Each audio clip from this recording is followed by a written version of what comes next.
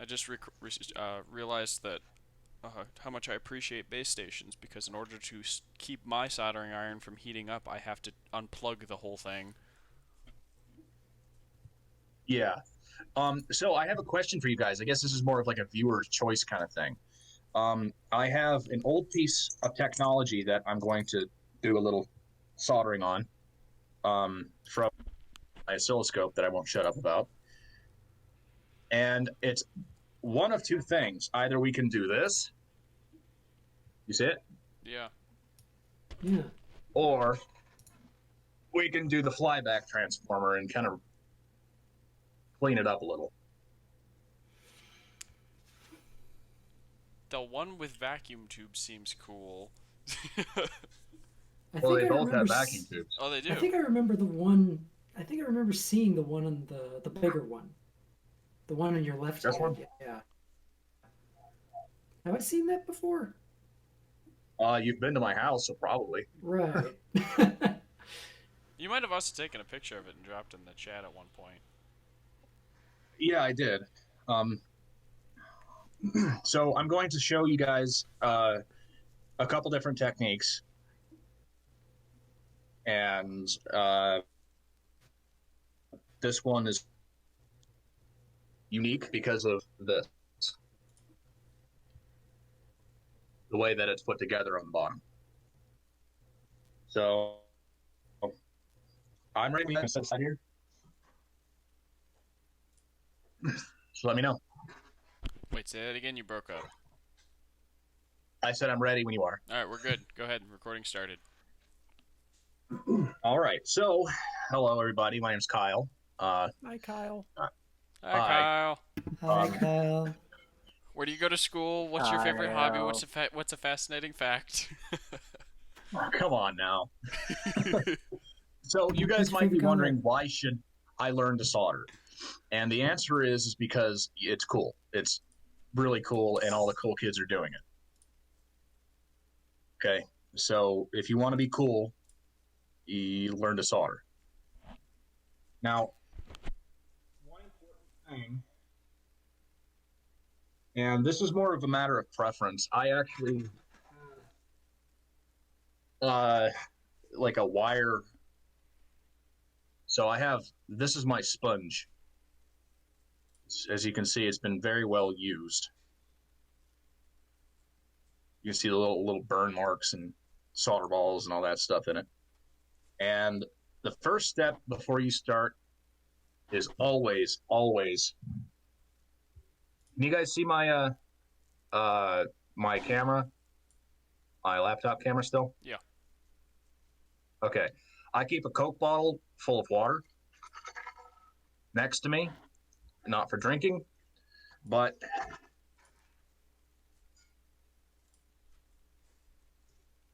stuff out of the way here. Do this because keeping your soldering iron clean is exceptionally important. I'm just pouring water on it in case that's not obvious. And spilling everywhere. I always do that. Grab a Now, in terms of like the sponge wetness, do you like drench it? Do you want it like wet but not dripping? Does it matter? Does that answer your question? Yes. In a very You want it pretty wet. okay. And then you Uh, you don't need the water if you're using like what's it called the steel wool because you can also use steel wool, right? yes, you can. You should use copper wool, but there's a reason I don't, and it's because I don't really like the results that I get with keeping my tip clean with the uh, uh, the copper wool method. This is the tip I'm going to be using. Okay. It's not new, as you can see, but you can see that the coating on it is still good. You know, like here, it's still good. Yeah. I'll get a pointing device. That's much better. So I've got my multi-purpose cheap Chinese soldering tool here. Um, you want to keep this part. You see how there's like a little bit of a like you can see across here that's different, Yeah. like colors almost. I guess there's a different luster to it. This is coated, right?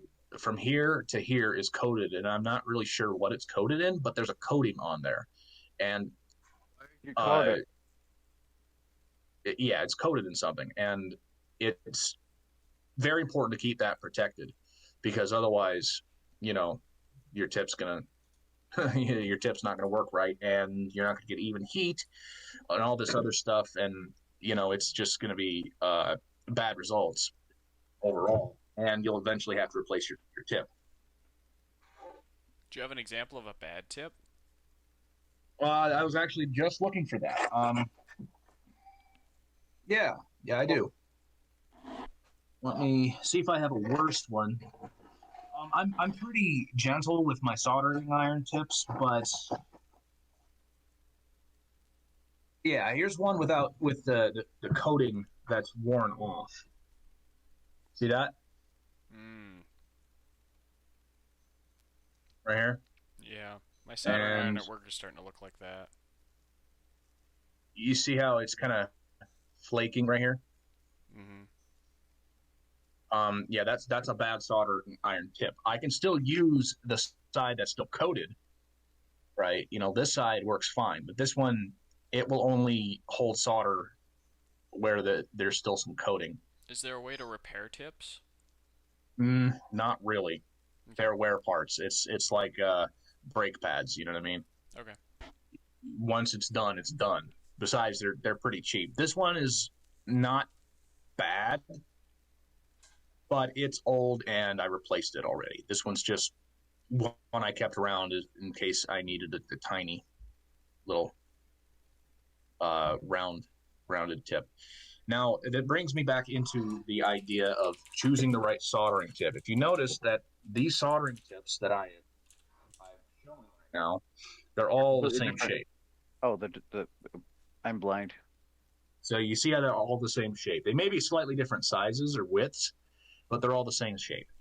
And that's because the you can call them the chisel tip or screwdriver tip. I've heard them called the same, like those two different things in different contexts.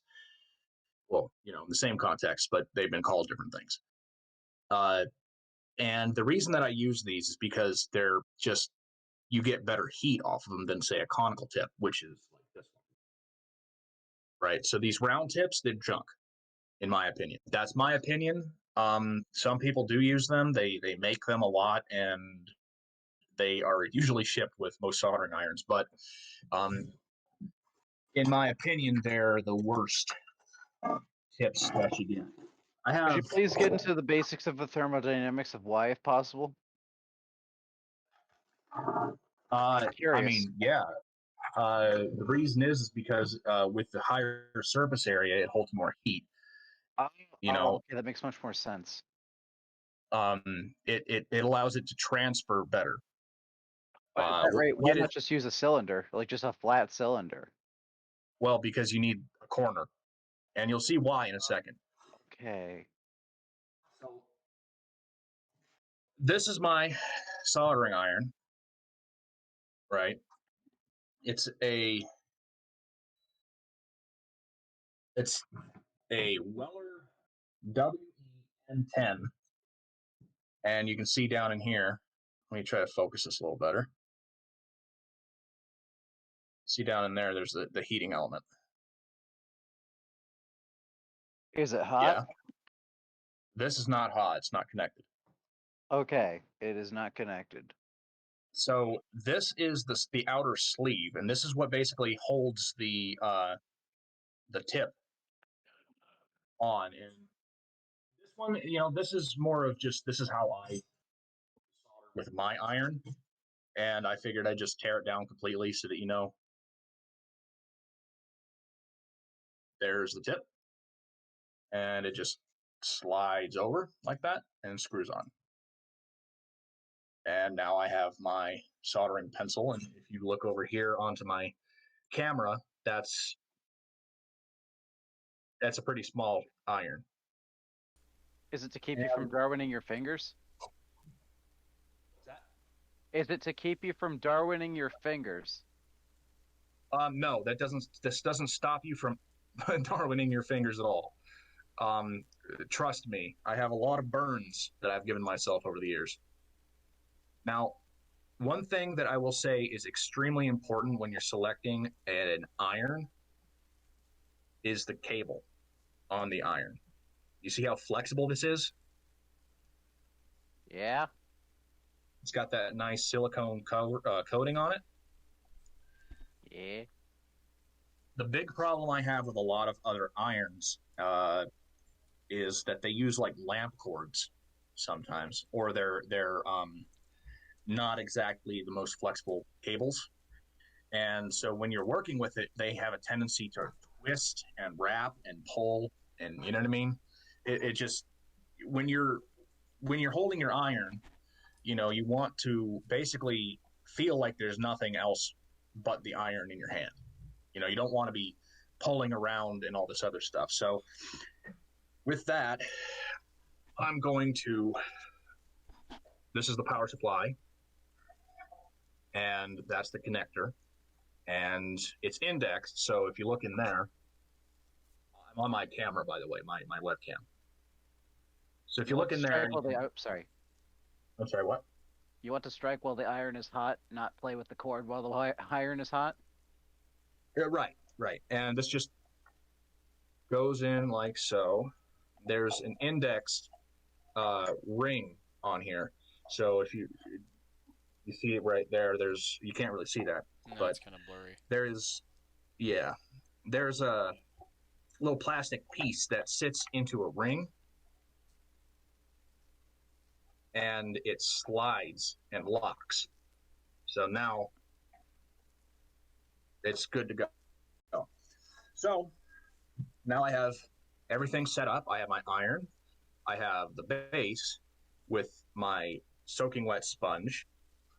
I'm going to stick that in the holder, set that down, and now I'm going to plug it in. And I would hope that anyone who's watching this knows how to plug something in. Can you explain it in great detail for us? Okay, I can, but I don't really want to. Don't. Okay, so this specific one has an LCD screen on it, and it's should the ground pin be on the bottom, or it should be on the top? It doesn't really matter. It's grounded. I think that there might be like code to that. I'm not sure though. There's a heated discussion on whether it's safer to have the ground pin on one or the other when something drops on the outlet or when something's plugged in. I can't remember which is actually safer. I think ground pin on the bottom. I've heard ground pin on the top. There you go. Yeah, that's Is it based on a 3-prong outlet? 3-prong outlet. I've heard from the electricians that actually rewired our house. Ground pin on top is the safer way, but everybody has ground pin on bottom. So, I mean, in my case, ground pin is basically just a reroute to the original ground pin. Okay, so one thing that I just kind of remembered about when you're heating up your iron, it's important to let your iron settle. What I mean by that is, like, when you have a temperature-controlled power supply like I do here, there will be a little bit of thermal overshoot. Hello. Hello. Hi, Brendan. Hi, Brendan. So there's going to be a little bit of a thermal overshoot, and what I mean by that is that it's going to actually miss the mark that you set. So I have mine set at 350 degrees Celsius. Some people say that's too hot. I find that it works great. So I that's really something that you got to kind of play with what you're doing. The reason that I solder at 350 is because I want to minimize the total full amount of time that I'm on the soldering pad, which is called your dwell time. And Did you say 350? Really? Because at work yeah, they have me setting mine at 750. that's in Fahrenheit. Oh, I got you. You're talking Celsius. Okay. Yeah, Oh, I set mine in Celsius because most parts are given like their temperature coefficients and all this other stuff are given in Celsius. Gotcha. It's just easier to keep it in Celsius. Besides that, I've been using Celsius for soldering for years now, so it's kind of something I got used to. Now, where did I put my solder? Were you that guy at one point? What's that? What guy? Like people like me, like the massive pedant, about the one particular subject. It depends on the subject.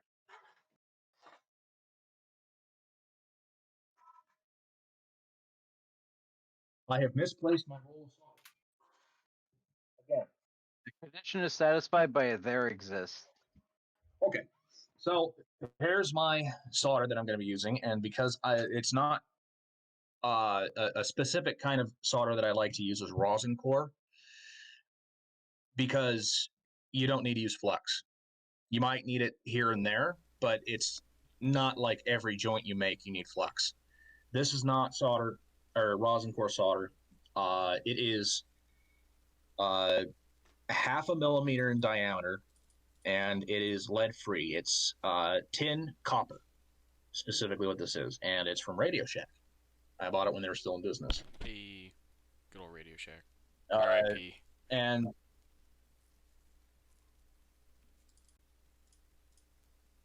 see if I can focus on that. As you can see, this is really hard to focus.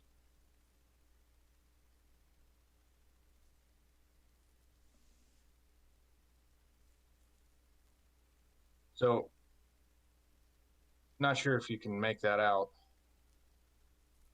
but it's pretty small.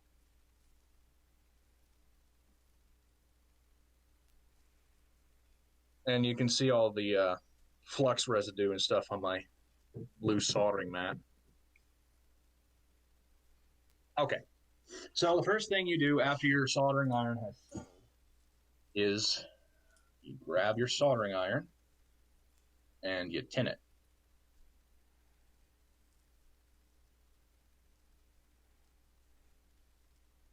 And what I do, On both sides? yes, what I do is I just kind of load it up like that.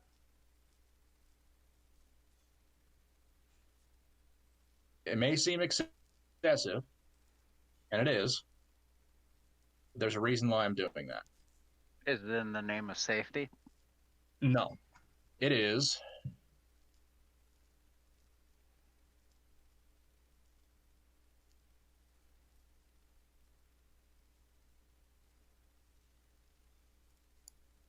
Nice and clean.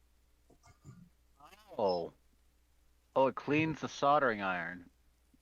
It cleans it, tins it, and it also protects it. What is So tin? I think what What specifically does tinning do? tinning puts solder on the iron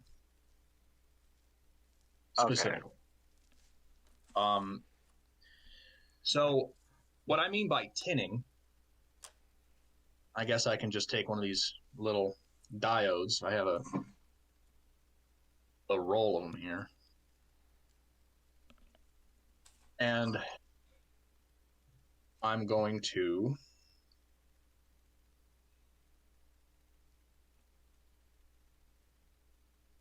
just heat it up. Grab my jar of flux.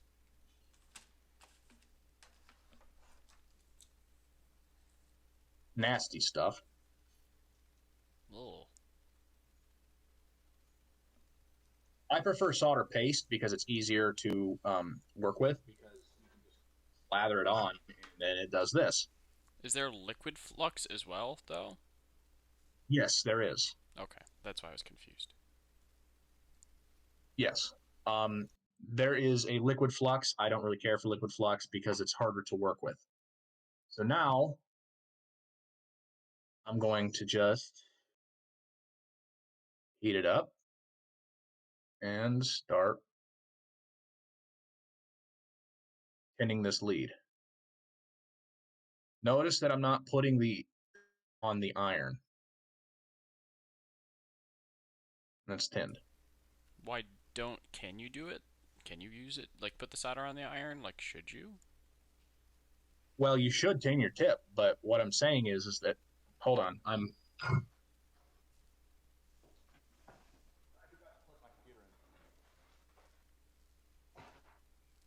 Battery just dies.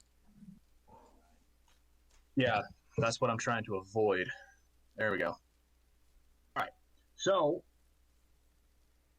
that's nice and tinned. You can do it on the soldering iron, but I don't recommend it. You don't get best uh, the best joints if you just like take it from the iron because it doesn't melt like over the lead. For instance, I'll show you what I mean.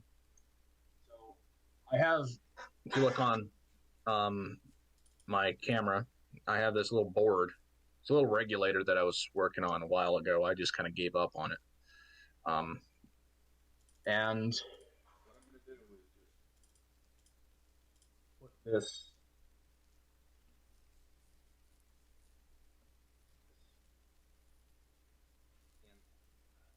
So I just bent the leads over, yeah. And I'm just When you look down, it's very difficult to hear you. I don't know where your microphone is, but okay. Good to know. It's let me. Sound great when you're not looking down, though. Yeah. Is this better? Yes. Oh yeah. Okay. Yeah, I had to turn up my input sensitivity. Yeah, definitely Perfect. something to consider if it's recording through Discord. Not sure if Discord has that ability. So you see that those leads, right? Yeah. Yep. Yeah. Now, what I'm gonna do is just tack it on here, right? So it doesn't move. So I can manipulate it better. Now, some flux. Apply it liberally. If you're wondering, this is rosin flux, like from a tree. It's just rosin. Oh, okay. I don't like to use like RA flux or anything like activated flux because it has acid in it and it needs to be cleaned off, and I'm lazy. Fair.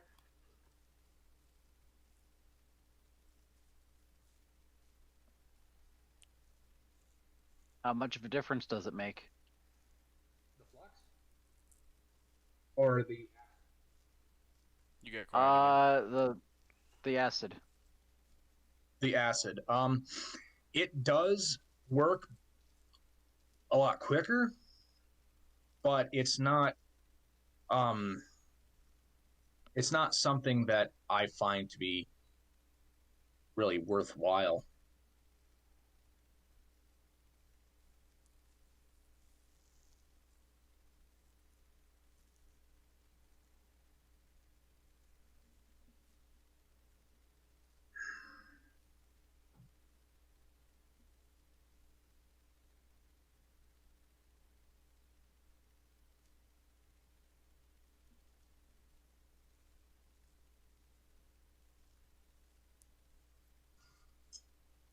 Here's a question. How often do you clean the soldering mat, if ever?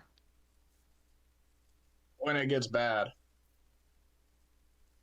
How do you clean it? A rag, some water. How As often you does can it get see, bad? it depends on what I'm doing. If I'm just doing light stuff like this, it doesn't. It doesn't need cleaned. But if I'm like repairing a large circuit board, for instance, let me see if I have one nearby.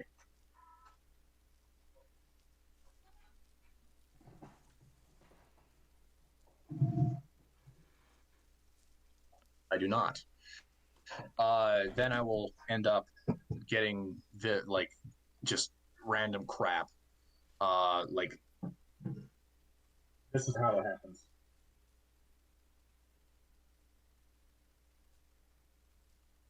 And you end up with stuff like this all over, or just random parts sitting there. Uh, it if I'm using a lot of flux, like if I'm not using rosin core solder, I end up getting a lot of like flux residue on it. So that does require cleaning sometimes, but it really doesn't hinder me, if that answers your question. It does. Okay, let's do something a little bit more tricky.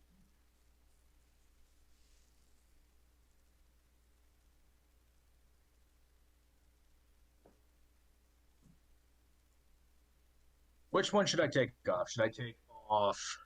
Hold on. Oh, also, I'm going to be showing desoldering. So, I need help with that. I don't know how to do that well at all. yeah, that's a little finicky. Okay. So, which one should I take off? Should I take off this resistor The resistor looks or this good. capacitor? The resistor. Okay. Now, with these, it's pretty simple.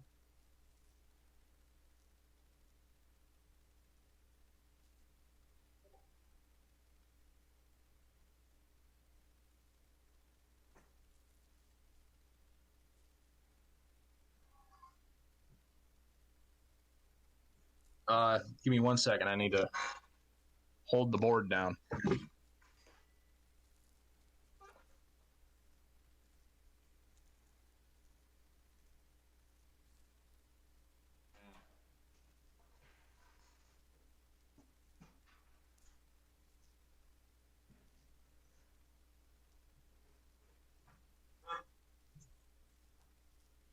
There.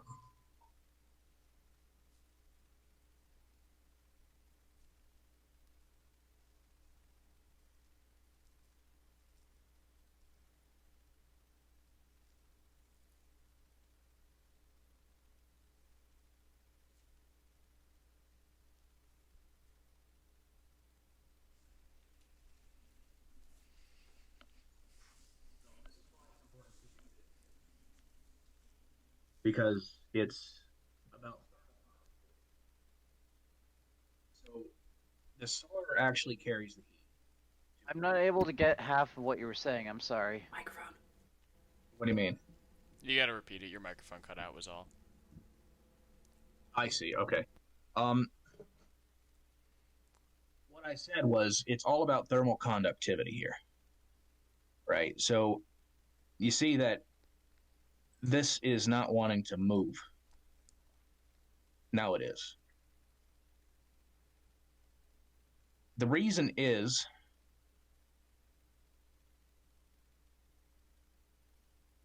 a couple reasons, but there we go.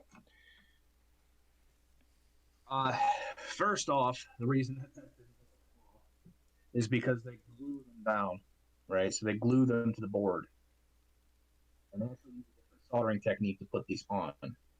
That is It's a what? it's a pretty small resistor. Oh, okay.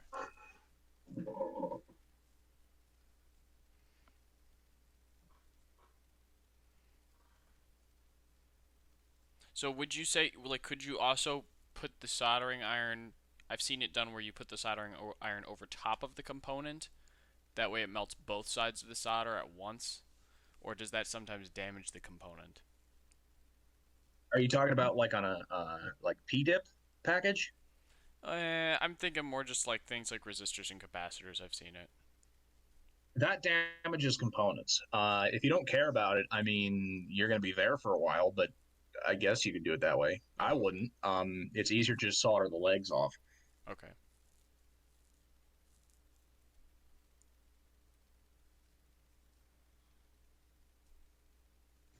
And uh,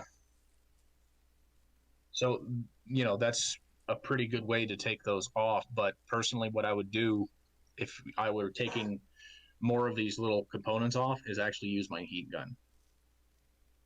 You don't need a lot of heat to get them off, uh, but you do need some heat, like enough heat to melt the solder that's there. The reason is because what they do to solder these is they actually glue them down on the board, and then they actually basically put it into an oven, right? And there's paste on the sides, which is just solder paste. And when they heat it up in the oven, it actually just solders to the board. Okay. Um, that's one way they do it. And let's see. Okay, so I'm gonna. Let's see. I guess this is as good of a candidate for removal as any. So I'm going to show you how to remove these voltage regulators here. They're in the TO220 pack. So for this,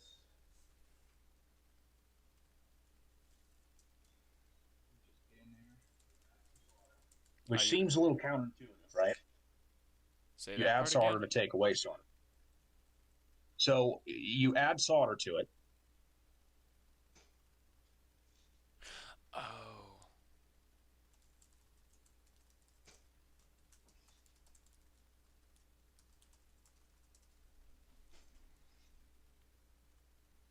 And wait, it melts off? What? So wait, it melts off? You're The desoldering, right? solder? I'm desoldering. Okay, making It sure. acts as the conductor to heat things up, because if the iron touching it won't transfer the heat very well to the components, solder does. Oh, so you add extra solder, Oh. and that breaks it down, and then you I just added remove it extra all. solder, yeah. Okay. And there it is. Now, I like these hand pumps, but that's because I'm too broke to buy a desoldering iron, like a desoldering pump, which is like an iron with a hole in it, like this, and it actually heats up the pin when you do this, and when you press a trigger, it'll go wah, and suck out the solder. Oh. Very, very clean, I didn't very, realize very that. nice, and I wish I had one, but I don't. So I'm stuck with these cheapo guys, and I've gotten pretty good at it. It's got a little plunger on right here. So you charge it and you press the button. It's that simple. Yeah, desoldering wick is useful, but for larger things like when you're desoldering components, for instance, like say what we just did, or something bigger, like I don't know, an op amp in a dip package, or something like this. Actually, this is a 74 to 44. So if this was in a board, right, that's quite a bit of desoldering to do.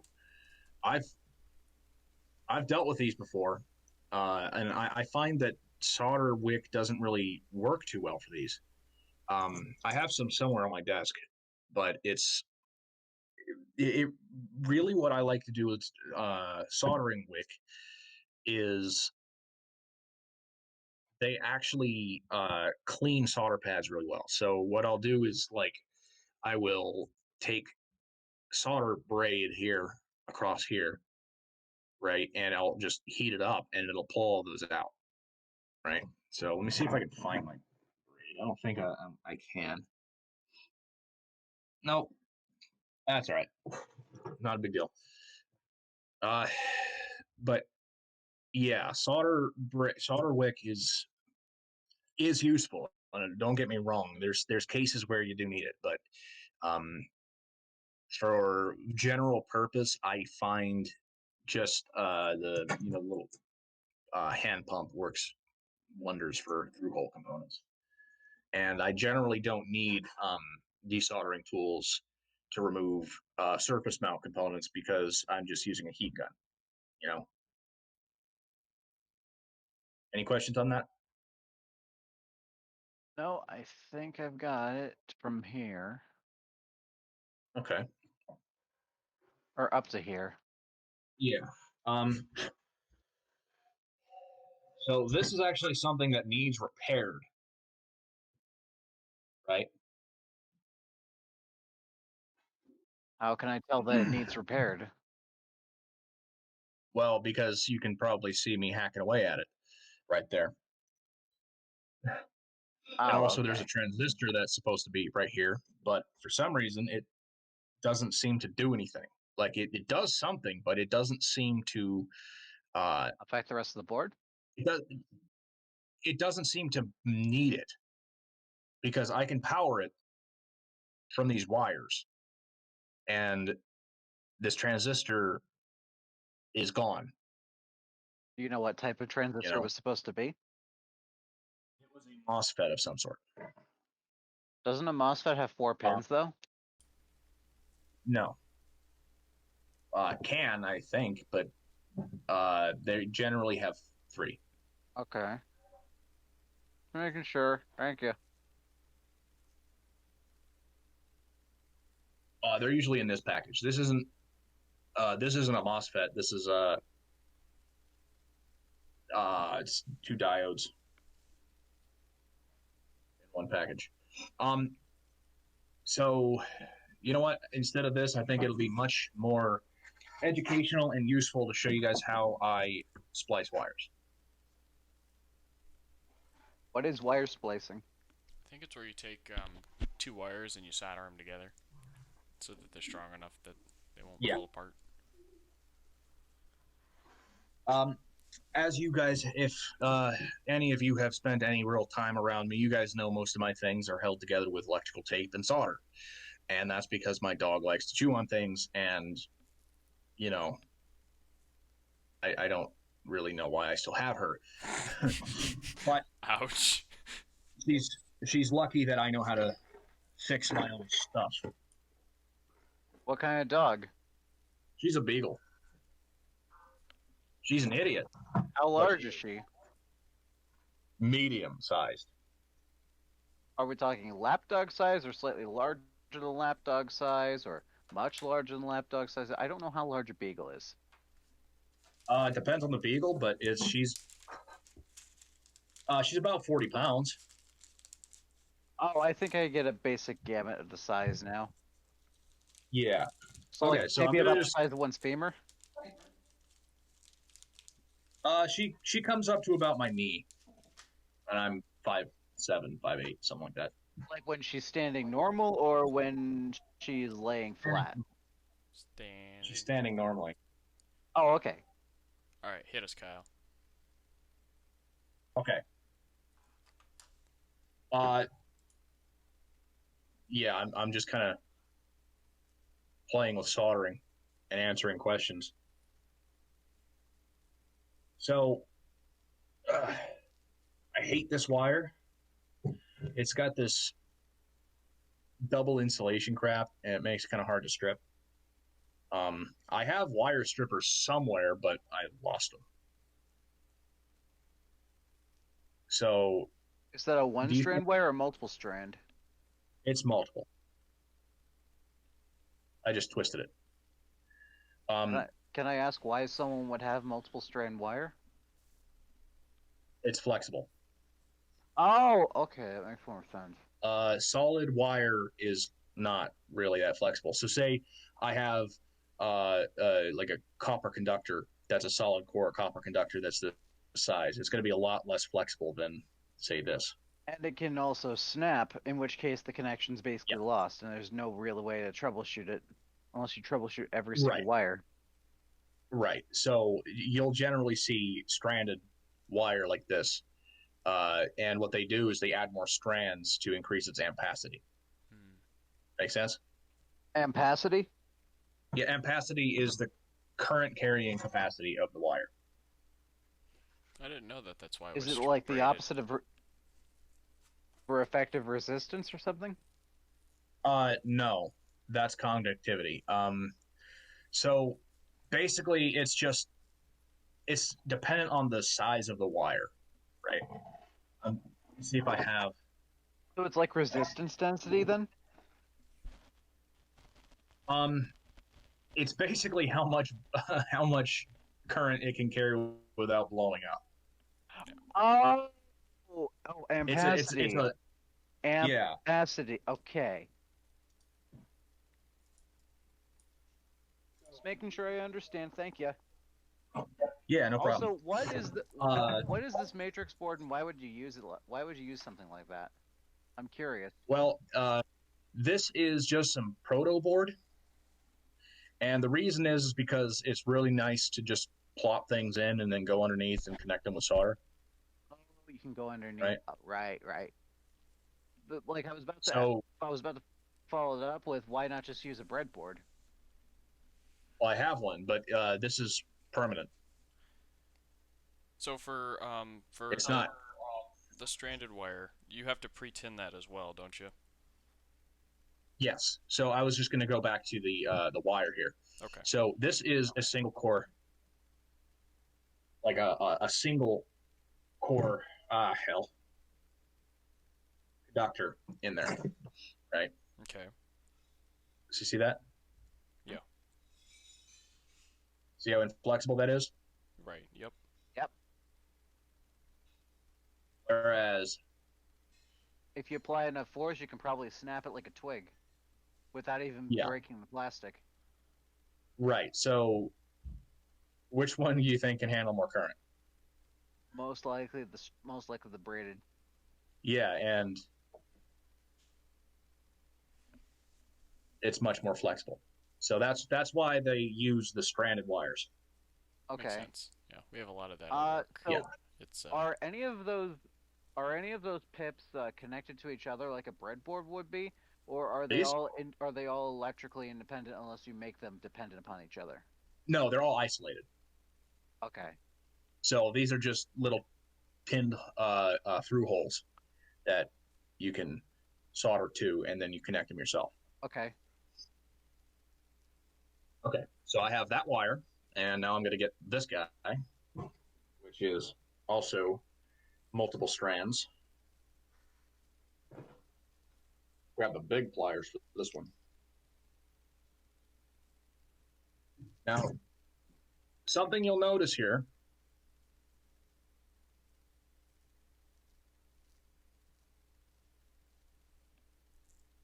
Notice the difference? different colors, so different metals. One's straight, the other's curly. Yeah. Those are both valid answers. Yeah, this one's actually copper wire. This one's not. I think it might be aluminum. It's not going to make a difference, but just something to be aware of, that sometimes it may look tinned, right? So don't assume that it is. Because I didn't actually know what kind of conductor was in either of these. Oh, I gotcha. So, but it's not going to make a difference. Now, I'm just going to tin my iron. Oh, and another thing is that you have to keep tinning your iron while you're sitting there. Otherwise, it'll just burn off that coating. Okay. You have to keep it wet. Keep your iron wet.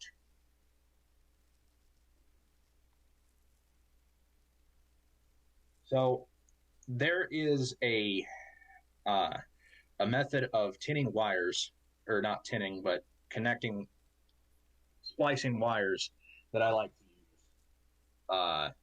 but I've modified it a little bit just so it's much easier to do. So the first thing that I do is I take my wires, I make little bunny ears, right? Okay. And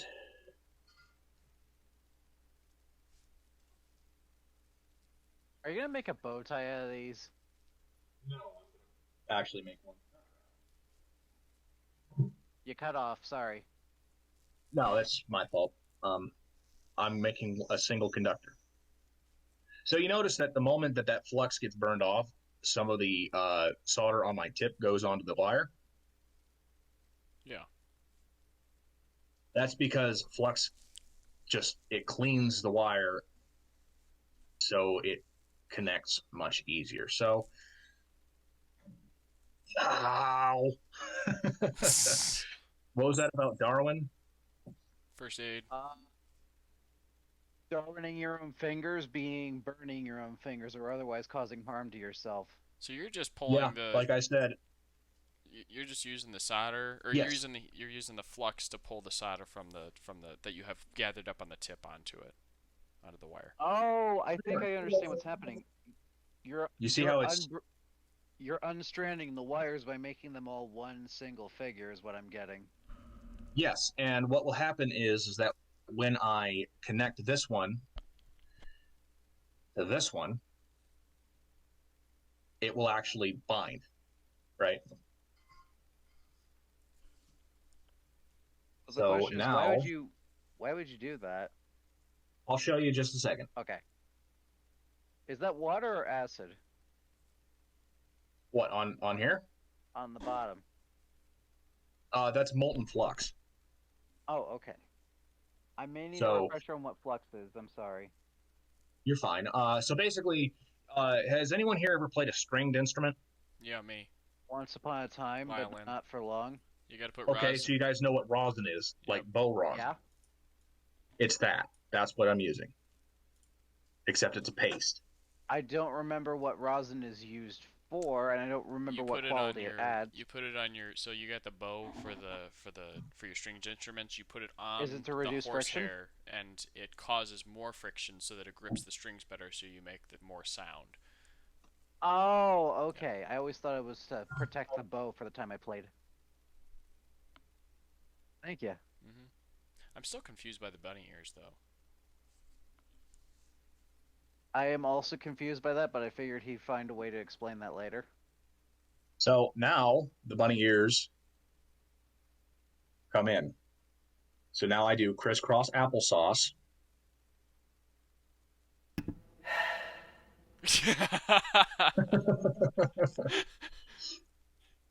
Wait, was Right. I right? Was I right by predicting that you would tie them together? Yeah. Okay, so it makes it so that it's not constantly trying to fall apart as you would need 3 hands, 4 hands otherwise to hold the wires together and solder. Well, actually, no. Well, yes, but also no.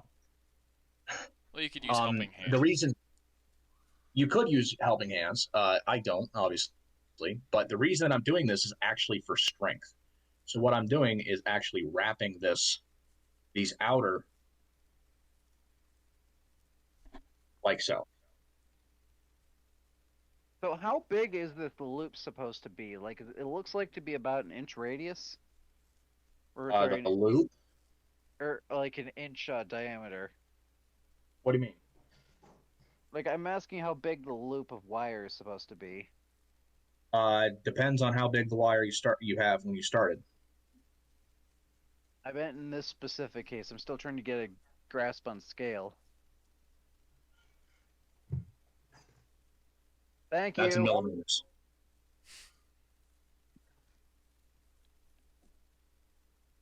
Wow, that is never coming apart. Give me a second. I need to put the ruler to the screen. Hey. I'll measure it. It is about 21.5 millimeters long from here to here. 21.5 millimeters long from the red half to the black half? Yes. Okay, thank you. Yep. So that's about 2 centimeters across then. Yeah, about. A little more than that. Do you like to use shrink tubing to insulate your wires, or electrical tape, or it doesn't matter? I have tried to avoid electrical tape if I can. One of the biggest problems I have personally with shrink tubes is I forget them. Yeah. And then I have to desolder things, or I just have to use electrical tape. Yeah. I don't like electrical tape. It's nasty.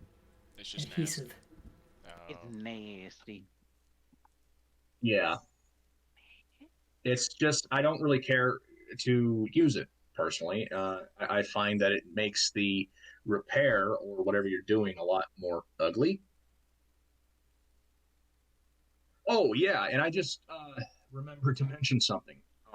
The smaller your wire, your soldering wire is, the more you'll use. Yeah, that makes sense. Oh, can you repeat that?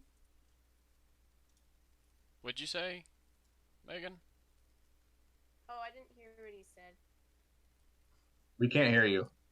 She said she didn't hear what you said. Hold on. Could you talk again, Megan? Can you hear me? Give me 1 second. I'm turning your volume up. Try again. Oh, I can hear you now. okay. Um, which part didn't you hear?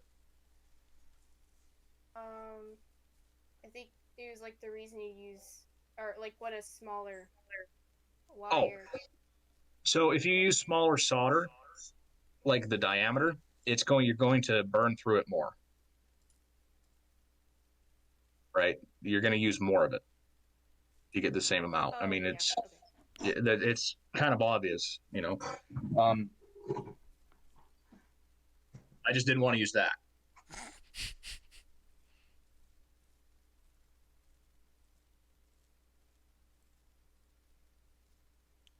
I mean, that's gigantic.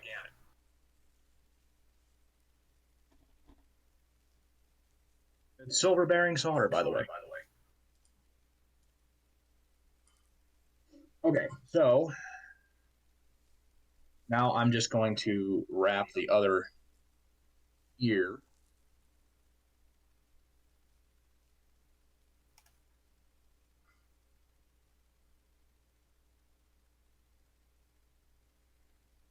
Now, the reason that I do this way is because I don't want to have to come back in and repair a wire. Right? So you don't want your wire to come unsoldered, especially if you only have one shot. Like recently, well, not too recently, but um, within the last 6 months, Rachel and I actually had to work together to fix my son's. He's got like this rocking horse thing, and it's got some like a button in the ear, right? And it came unsoldered somehow, the button and the battery pack. So I had to actually have Rachel cut open the horse because it's like sewed inside of it. Cut open the horse and reach in and grab the wires so that I can solder them back together. And then we put it back together, and she sewed it shut. So if you have one shot, you want to make sure those wires stay together, you know? Makes sense. And yeah, this is not exactly the best job that I've done, but these wires are not coming apart.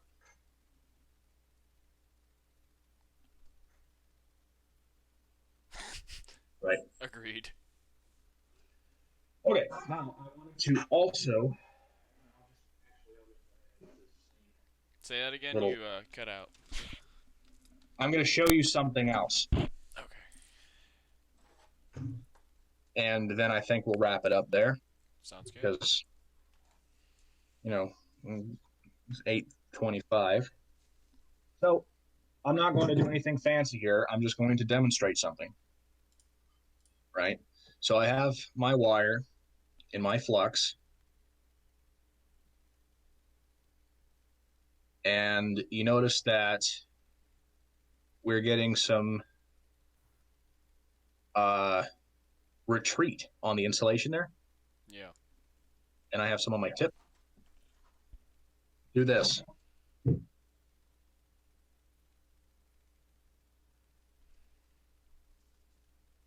It's a heat sink. Oh, I see. Wires. Okay. So wait, Yeah, why does that work?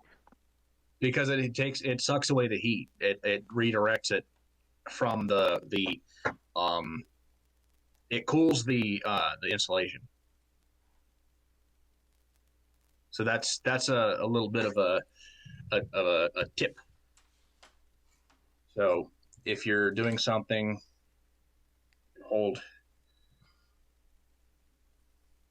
hold your wire like this, and your insulation won't melt.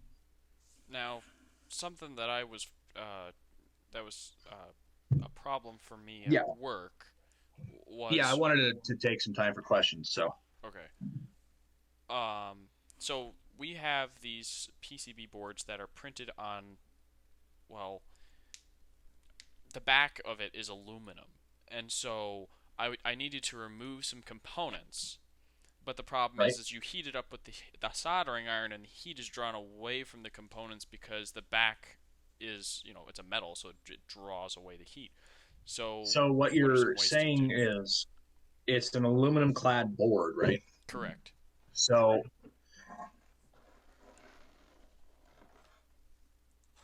this is copper clad, but so on the back it has copper or like the solder mask, right?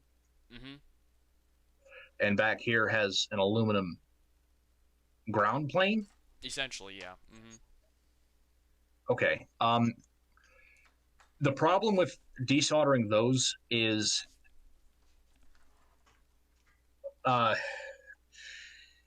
there's something called thermal mass, right?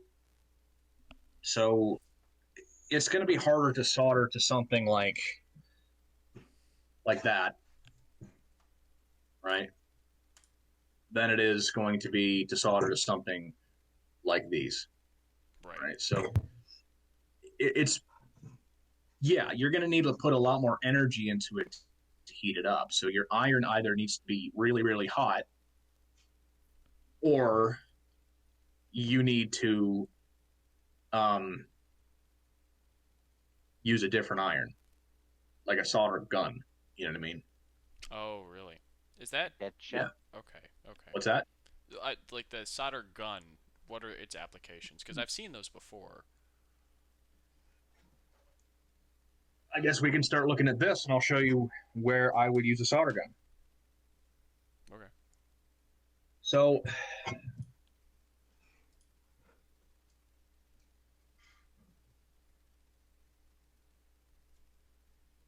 all of the components on here, right?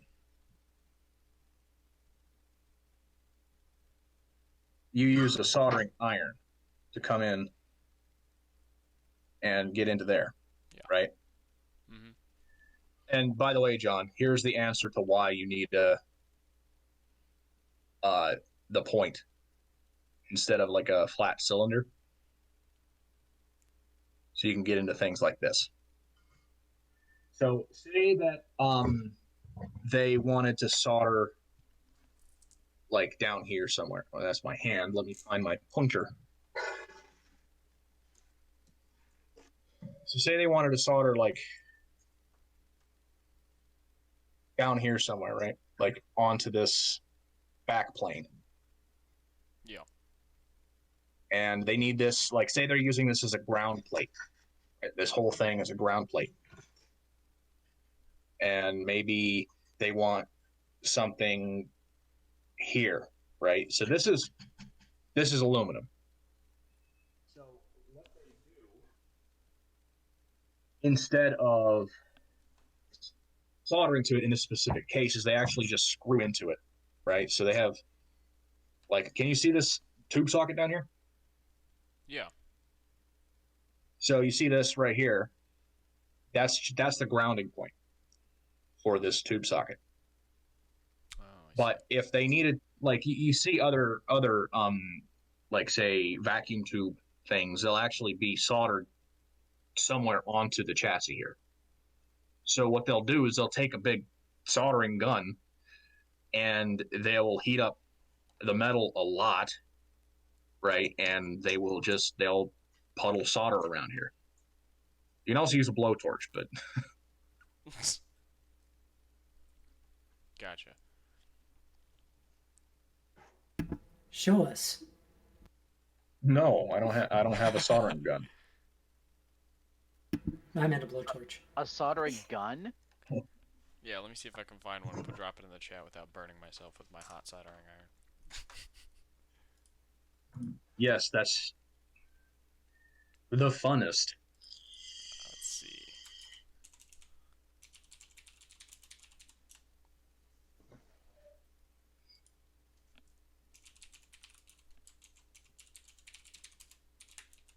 There we go. I guess my last question is like, what does it look like when you've got too much solder on a contact and too little solder on a contact when you're doing a PCB board? I will show you. Man, Carl beat me to it. Dang it.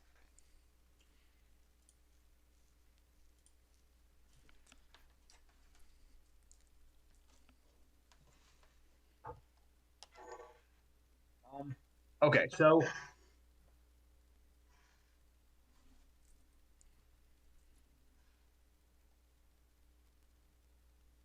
this one is nicely soldered together.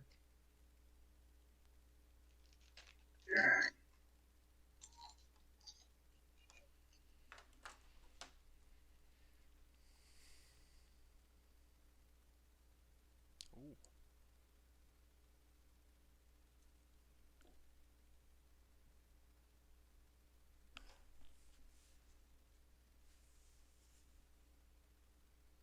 Okay, so you see how here it's almost like it ramps up to the pin. Yeah. So you want it to connect something like this.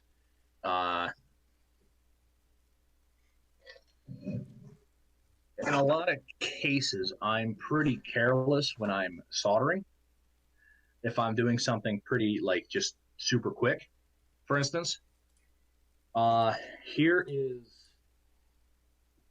something that I was doing a long time ago. And can you tell where I put too much solder on? That giant glob right there. Yeah. All over the place. You ready for the reveal to see what this part is? Is Okay. it basically a wire? It's a relay. What is a relay? A relay is a switch that goes clack, clack, clack, clack, clack, clack, clack. It's a good description. So what? Basically- Mechanical clock? No. So basically, it's got these little contacts, right? And it's controlled by a little coil. Okay, so pretend that my fingers are the contacts. Okay, and this connects one side of the circuit, this connects to the other. Okay, and there's a signal that polarizes the coil. Okay, and that causes a magnetic attraction, and it goes clack, right? And then when it's at 0 volts, it goes back to 0. And the other way, clack. And what I mean by it goes clack, clack, clack is because that's exactly what a relay sounds like.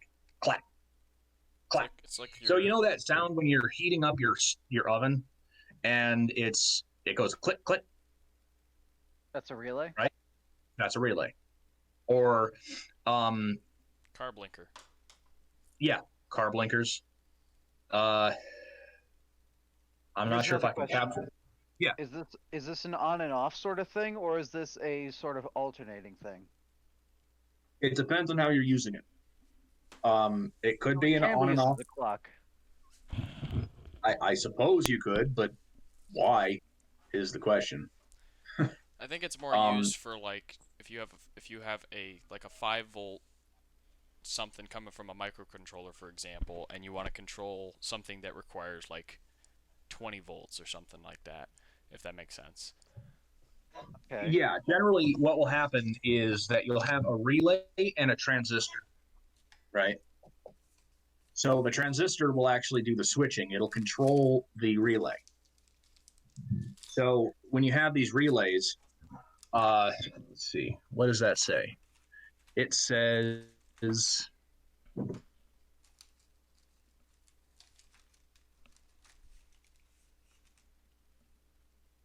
I just mean it generates a constant pattern of like on, off, on, off, on, off. well, no, it's just a switch. Oh, okay. 110 volts, 1 amp. So this is going to be able to handle 110 volts, 1 amp. So the question is, why use it? Well, you can't really control mechanical switches without some sort of electromechanical, interface. Whether that be like like a robotic arm that turns your light switch on and off, or something like that. You can't just make it do that thing without some sort of field coil that will cause it to move, right? So the relay is it's a switch, but it's controlled by a coil that causes the move back and forth. Yeah, Carl, you're right. Relays are still used though. The thing that was replaced Used then in was washing machines. yeah, They're necessary if you need to use a low voltage control line for a high voltage thing, like you mentioned a washing machine, because the motors on those would require what 240 volt or something, 220, but your control for that is going to be a computer, and computers don't run on 220. they can if you're brave enough. But yeah, you're exactly right. It's the same thing with so yeah, the coil will be powered from they're isolated from like the coil is isolated from the contacts. Right. So basically the control I think that there's some that I might be wrong on saying that as an absolute. But you know, uh, what they were saying is absolutely right. Sounds like a topic That's for a basic electronics course or class, ACM meeting presentation. Yeah, that's Professor Nolan was talking a little bit about relays in our statistics class one time. Very big tangent. Relays are cool though. Yeah. Don't blame them. And they make very satisfying clack clack noises. Yeah. Oh, that reminds me. Speaking of relays, here is a very, very special, very, very expensive relay. Ooh. Define very, very expensive. I've seen electrical parts go for very cheap. Well, this one is special made. Oh, that's probably like multiple dollars. Yeah. Multiple tens of dollars. What'd you use it for? This is actually a salvaged part, and if you notice the wires, they're gold. Oh wow. So, are we talking multiple tens of dollars, multiple hundreds of dollars? Probably tens of dollars. At work. This is an extremely low noise relay. Oh. Why would you want a low noise relay? That's like that negates the point. Actually, it came out no electrically, no low noise electrically. Oh, I see what you mean. Low noise, as in like very little variance in the signal. Yeah. Actually, Carl, you're not necessarily wrong. It is for something. He said audio or visual. not necessarily wrong, but it is something that is related to it. It's actually out of an old oscilloscope. So this is it came out of the front end of an oscilloscope, so it's very low noise. I mean, it has to be. Yeah. So as you can see, that little plunger thing in the middle, yeah, and the coils inside, that's what controls this relay. The coils inside control this relay, and you put a control signal on that, and it causes the relay to move. It's a very cool little electrical component. Yeah, we had one. Reason I kept it. Sorry, go ahead. Go ahead. No, you go ahead. We had one at work that needed to work at 15,000 volts, and it cost $1,500 because on the inside it had to use like argon gas or something like that to make sure. The you got to isolate. Yeah. So. Yeah. It was exciting. And it broke. It kept causing things. You broke it? No, I did not. Josh, the airheads at NGC. That's the last thing you want to do. The airheads at NGC had they had a stupid PCB design, and they got stuff too close, and it kept on arcing for us, which it's fun when you have a 10,000 volt arc. Why did my current spike and then our power supply shut off? Oh, it's okay. It was hooked up to a device called the Death Donut. Toroid transformer, I imagine. It was perhaps it was basically just a giant like resistor, so that we could simulate a load. Okay, it's a giant dummy load. Exactly. Yeah. But yeah. Yeah. That's pretty cool. Yeah, they usually fill like transformers with I want to say sulfur tetrafluoride. I want to say that. Okay. So I'm going to say that. Okay. Just so that regardless, it's an arc. Yeah, it's an extremely good insulator. Got it. Oh, also, point of technicality, there's a difference between a spark and an arc. An arc is actually sustained, where there's a plasma channel, that low resistance plasma channel of ionized gas between two conductors. A spark is like a momentary discharge. Gotcha. Would lightning be considered a spark or an arc? I assume an arc. That's a good question. Because it causes plasma, because it heats up the air around it so much. Yeah.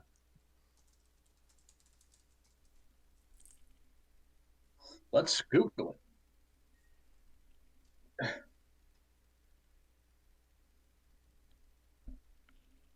Aha. So it is actually considered an electric spark. Oh, really? Okay. I guess because it's just momentary.